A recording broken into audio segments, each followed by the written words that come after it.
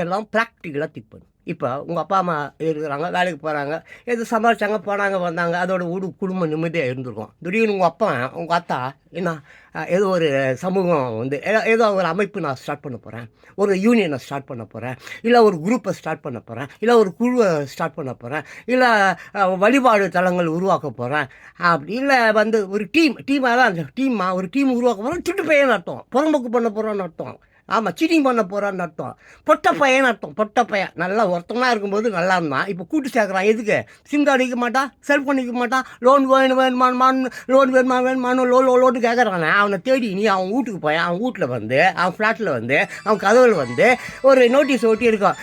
இந்த வீடு பேங்க்கு கஸ்டடியில் இருக்கிறது தேவையா உனக்கு? இந்த இது மாதிரி எப்பெல்லாம் எவன்லாம் கூட்டம் சேர்கிறானோ, சமயம் வேணும், சங்கம் வேணுன்றானோ, அவன் ஒரு அயோக்கிய பையன், திருட்டு பையன். அந்த மாதிரி குடும்பத்தில் நீ பிள்ளையாவே இருக்க அந்த செத்து